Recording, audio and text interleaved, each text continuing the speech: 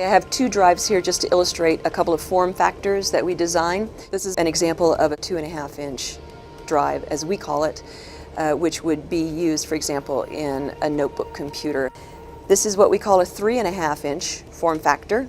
A hard disk drive is so named because the heart of the matter is where the data is stored, which is on these disks, and the data is stored magnetically as ones and zeros, or as magnetic bits that are oriented north or south. It is read or written, as we say, by very small transducers on heads. So this little roughly triangular shaped feature can be thought of as the size of a bit. When we write, and this is the write pole, the flux is essentially focused through that pole. The corresponding area on the media below it is magnetized. The head is out flying on a suspension at the end of an arm. This is an arm, which is part of what we call the head stack assembly. The arms move back and forth across the stroke and read the various tracks that are laid out on the disc. These tracks are so narrow that we fit about 300,000 of them in an inch of radius. The arms, the HSA pivot is actuated in this case, and I think this is kind of fun, magnetically. As we know, electricity and magnetism exist together, and when a current is run through a wire, there is a corresponding orthogonal magnetic field. So how we are using that here is that there is a coil, it's actually hidden under this magnet. Under this plate there's a magnet. And below the magnet is a coil. The driving force of the current, or conversely the magnetism, forces the back end of the coil to move in one direction or the other. Right here we see the motor that spins the media. To begin, the disk is divided into concentric circles of tracks. The latest hard drives can have more than 500,000 tracks on just one side. These tracks are then divided into sectors, and in each sector is a preamble or synchronization zone, which tells the read-write head the exact speed of the spinning disk and the length of each bit of data. The next part of the sector is the address, which helps the read-write head know which track and sector it's currently positioned over. After that, we have the actual data that's stored, typically 4 kilobytes of data per sector. Next is an area for an error correcting code, or ECC, which is used to verify that the data stored in the block is accurately written and properly read. And finally, there's a gap between this sector and the next, which allows the read-write head some tolerance when writing the contents of a block.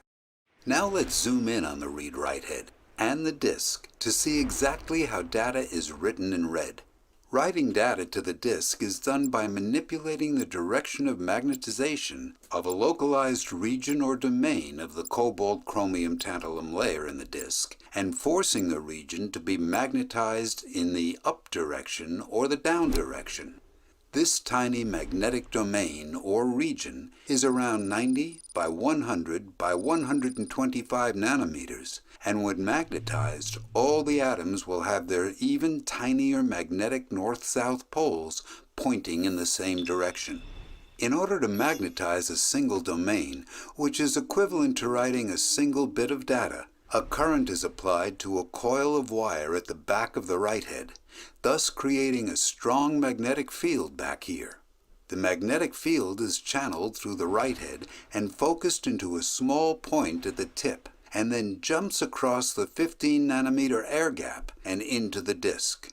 When the focused magnetic field passes into a single domain of cobalt-chromium-tantalum, all these atoms are forced to align their tiny atomic magnetic fields with the applied magnetic field from the write head, thus turning the small domain or region into a permanent magnet. The key is that even when the write head is moved away, the direction of the magnetic domains in this layer of the disk is maintained for years, and they emit a permanent magnetic field which can be repeatedly sensed by the read head every time you read out the data stored in this sector.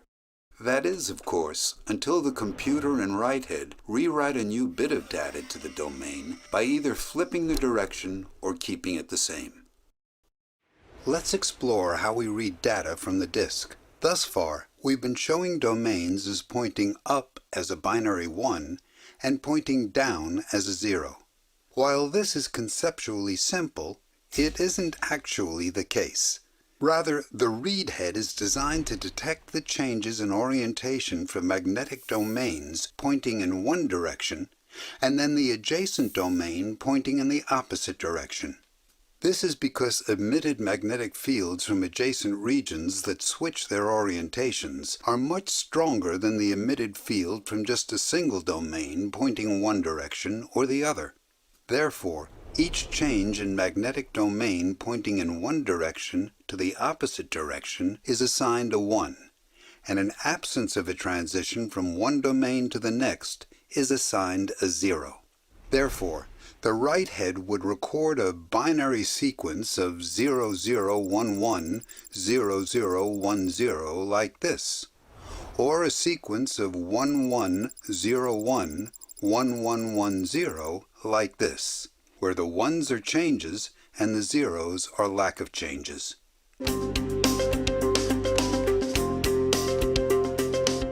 When the drive is powered off, the heads are resting on this ramp.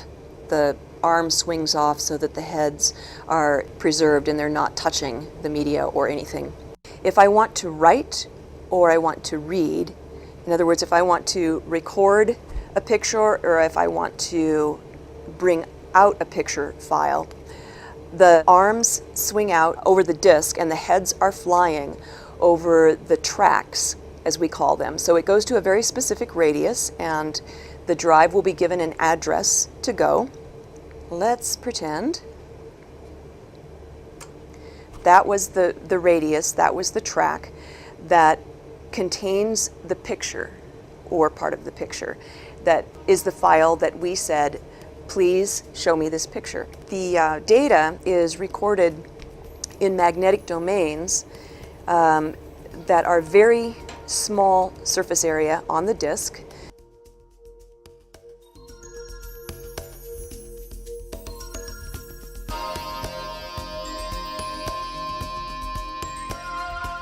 The transducer on the head senses for that domain the direction of the magnetism and whether it is a 1 or a 0, and that's a bit. The head takes all of those bits and transmits that electrically up into the channel. It is reconstructed back into a data form that we recognize as an image. What we are looking at right now is the surface on the recording head that's facing the media surface. So the disk is spinning under the head, and there's an airflow or shear between this air-bearing surface and the media surface. These darker areas are in relief outward, and the medium range is actually inward. And these surfaces in relief are functioning in the way that we would think of wings or the features on a jet that control the flow of air.